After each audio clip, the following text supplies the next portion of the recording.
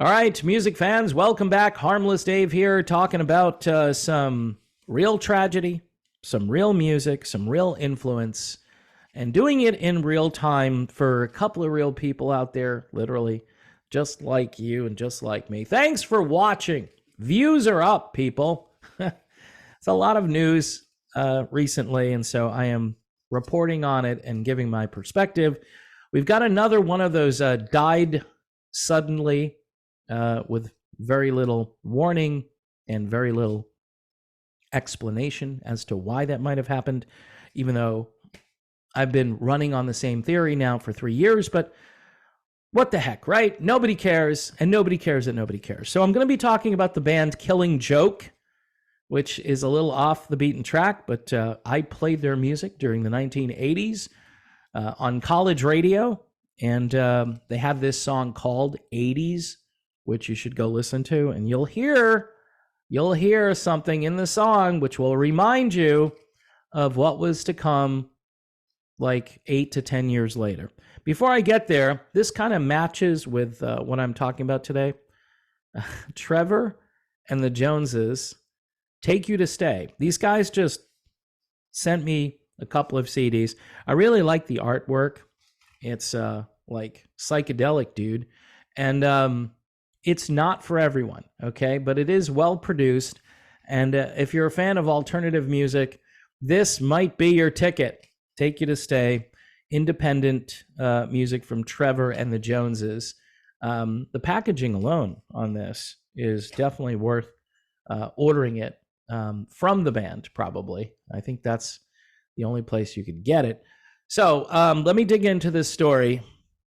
Again, there is that element of, gee, here's another one, 64 years old. I know in Pfizer years, that's 150, right? So Kevin Jordy Walker, guitarist of English rock band Killing Joke, dies of a stroke at 64.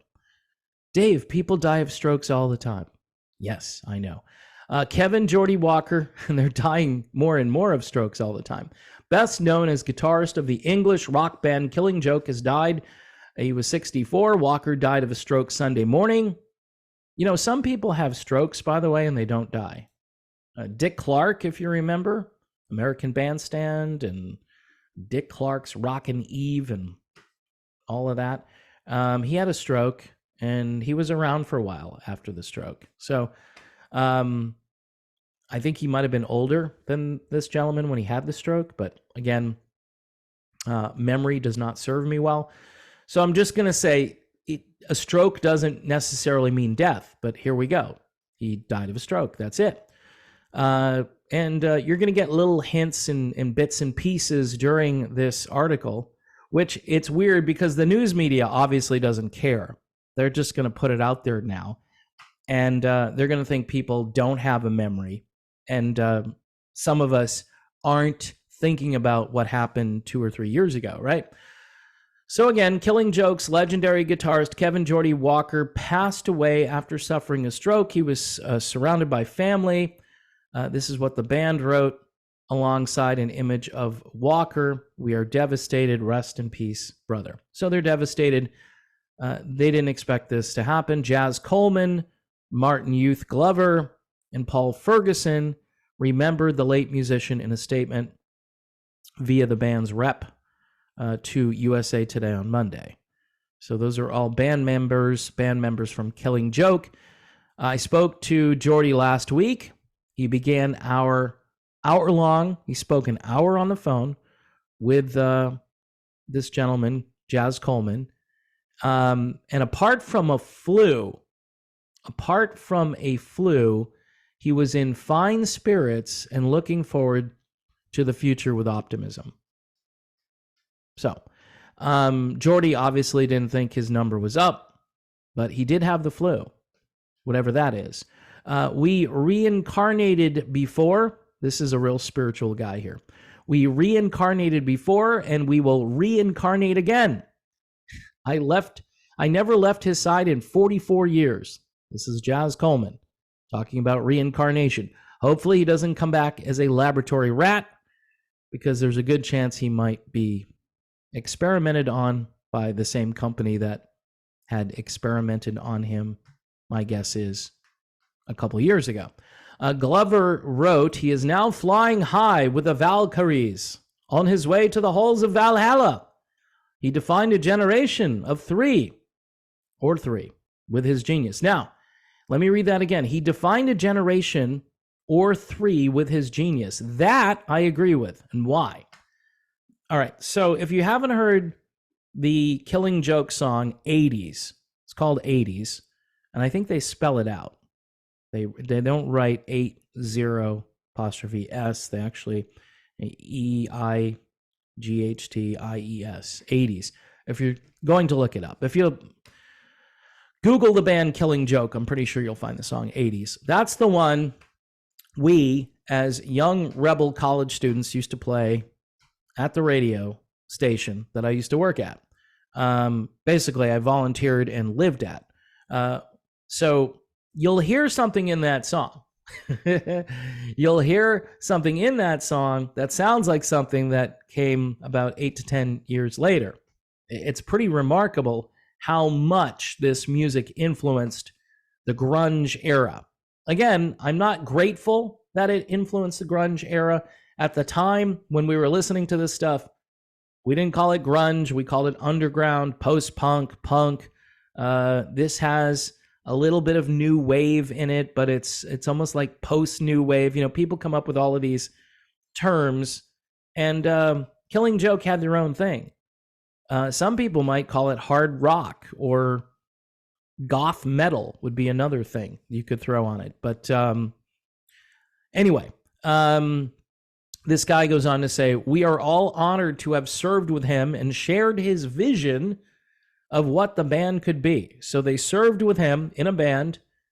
I don't usually hear it that way. Typically, when you serve, you're serving other human beings to, create a better world. Maybe Killing Joke was trying to create a better world. I'm not sure. The name of their band is kind of interesting. It's cool. Killing Joke. Ferguson said members of the band are devastated by the news of our brother's sudden passing. Oh, it's a sudden passing. So they're devastated. It's sudden, unexpected, had the flu. Our collective look forwards have come to naught, and the maestro strummed his last glorious chords. These guys are good with words. He added, I was honored to play in the band with him, a rare talent and wit who suffered no fools. This guy sounds kind of cool.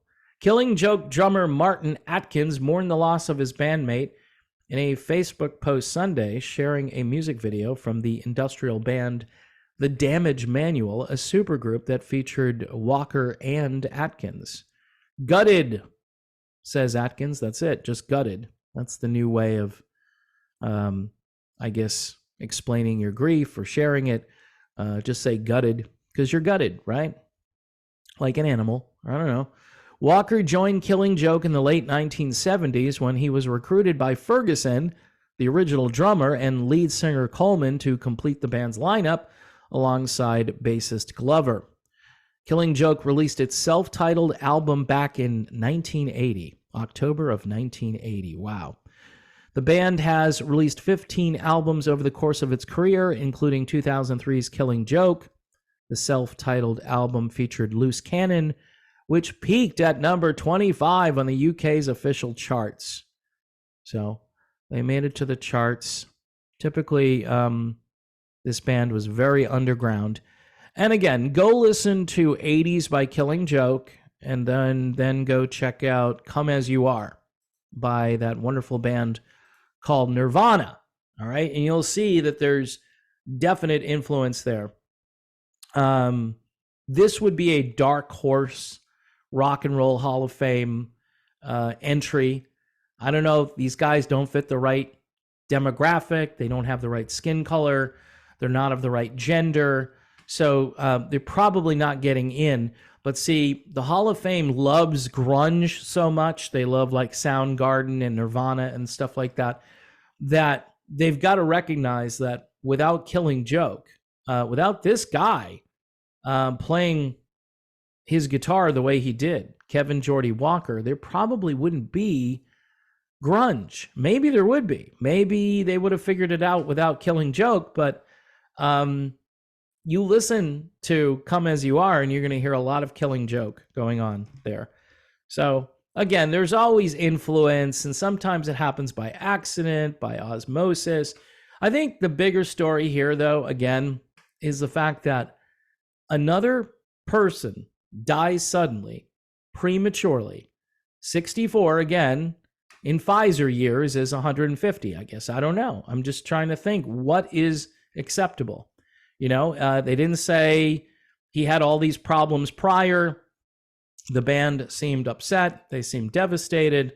But people, they're not even including what it could be, which may have caused this sudden and unexpected thing. Now, he did have the flu. They mentioned that he had the flu. So we shall see. Nobody, you know what, folks? Nobody really cares. I said this during the video at the beginning, and it's true. I put this out there. There are a few people that follow me, and they feel horrible because they see a pattern. There are other people who are documenting this, and there's got to be a better way than what we did 2 years ago. I'm not saying with 100% certainty this is what happened, but give me something else, right? If they said this guy had suffered with heart disease, or he had had a stroke last year, or, you know, he had a history in his family, none of that was probably true. Otherwise, they would put that in there as a disclaimer to say this is probably what happened. Now, again, another article may come out where they do some kind of report on what happened, and they may get into more details. But the initial report here, based on what the band is talking about, seems like this was unexpected, sudden, and a tragedy. And what's weird is the tragedy gets sort of obfuscated. Well, he's gone, so let's just talk about what he did. Let's not talk about why he's gone and why it happened so quickly. Let's just talk about what he did. And so I tried to emphasize in this video that the death does not look like something that should have happened. And this guy did influence a couple of generations of music, for sure, and still kind of reverberating out there. Now, it's not my cup of tea, especially now. Back in the 80s when I was way cooler, right, and I got into music like Killing Joke a little bit. But, you know, like everything else, I was into a lot of different styles, and these guys were a band that if you liked them, you instantly became cool in the 80s, in college, at college radio, not like listening to Top 40, which I wasn't really doing at the time. So there you have it, folks. Another sad event in rock music history, and hopefully Kevin will get his due in maybe posthumous adulation from the Rock and Roll Hall of Fame. Probably not. Probably not.